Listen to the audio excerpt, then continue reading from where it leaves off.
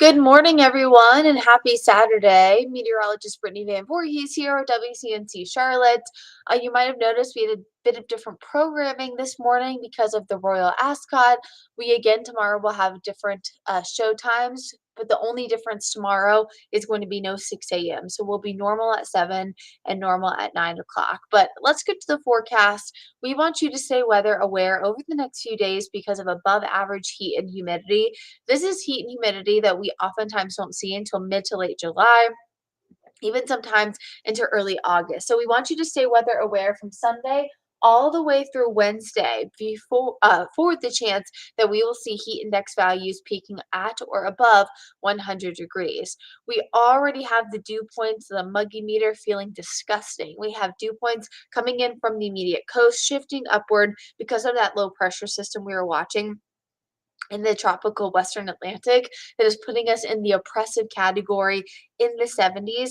Anytime that you get above 70 degrees during the summertime, it feels again oppressive, disgusting, whatever. Then when you get above 75, that's when it feels absolutely miserable, and that's what we'll be close to at times heading through the day tomorrow and then again on Wednesday. Those are actually going to be the two most humid days that we'll see, kind of sandwiching us between kind of the buns there on the hamburger, let's say, of this humid stretch that we're going to see. Heat risk is a new product put out from the National Weather Service that we're going to be showing you here over the next few weeks, months as we talk about the heat. Definitely agreeing with this product puts us at the risk factor of seeing this above average heat and humidity. So tomorrow into Monday, and then including Tuesday and Wednesday, we're going to be in that high, medium to even major category. And even a few spots, including Metro Atlanta, are going to be in that extreme category as well. So again, it's all about the heat and all about the humidity. So trying to find ways to cool off is going to be especially important. Taking breaks in the shade. If you saw my weather IQ a few weeks ago, we took the temperature in two different spots, same blacktop, same parking lot, in the shade versus in the sun. The air temperature at that time was 82 degrees.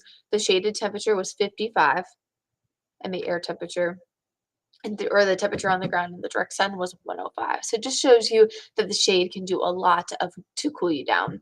So take time breaks in the shade, stay hydrated, and of course use sunscreen, all that good stuff. One of those spots may be the Lake Norman, a beautiful day to be today. Lake Wiley as well, lots of sunshine. Again, just trying to find ways to stay cool. The heat index is going to be high to extreme today, and so is the UV index. So, again, don't let it trick you. There's some clouds around today. You can get sunburnt on a cloudy day. There's that myth that you hear all the time that says you get more burnt on a cloudy day. It's not the case. It's not that you get more burnt, but when it's sunny and the sun is beating down on you with all that solar radiation, you can feel it so much more obviously than a day where it's cloudy. So you don't get more burnt on a cloudy day. It's just that you don't feel it as much as you do when the sun is scorching you like a big old hot dog.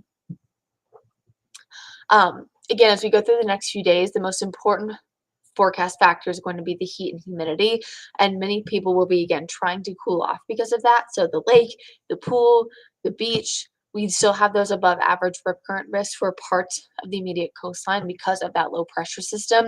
Today, that's mostly from Oak Island toward Kill Devil Hills, as especially including the Outer Banks of North Carolina. This is relatively common because they stick out. Oftentimes, they're the closest to the low pressure. So it'll get a little bit better toward tomorrow and eventually lower heading through the early part of next week.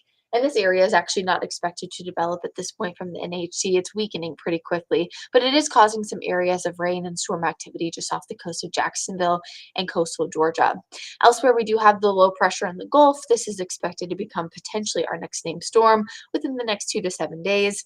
Actually taking a relatively similar trek to Alberto, could develop and head toward the eastern side of Mexico, produce a little bit of rain for southern Texas, and is no threat to the Carolinas at this time. So not really expecting anything else tropical to track, really, other than the deep tropical moisture that we'll be talking about here locally over the next few days.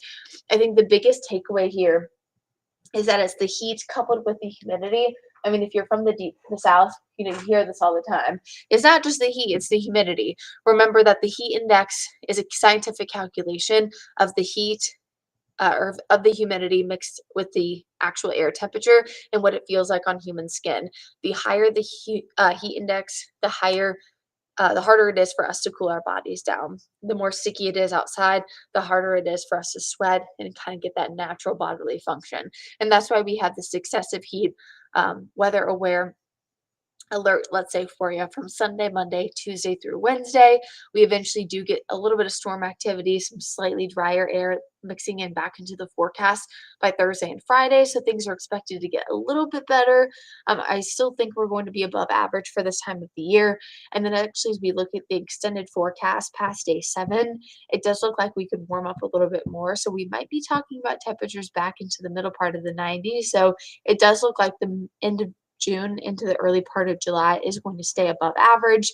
So, take those precautions. Make sure you're trying to take those, breaks in the shade, things like that. I've heard some easy ways, to save on energy that doesn't require, you to turn your thermostat up like crazy, is closing the blinds, trying to avoid, opening the door for as much as you can, and kind of keeping things relatively insulated as much as possible. Um, Making sure your body is cooling off as much as possible, even at night, because that can cause additional health risk at night if your body isn't cooling off and kind of letting your cardiovascular system kind of reset and do its thing. So I hope everybody stays safe, stays weather aware this weekend and into early next week. Stay hydrated, drink plenty of water. And again, the oral ascot is on today. During our normal time, and we will have changes again tomorrow. But the only one is that there will be no 6 a.m. There will be children's programming during that time, and we'll be on at 7 like normal, a break for the Today Show at 8, and on 9 o'clock as normal. And we hope to see you there. Again, stay weather aware, stay hydrated, stay safe, and I'll see you tomorrow morning on WCNC Charlotte starting at 7 a.m.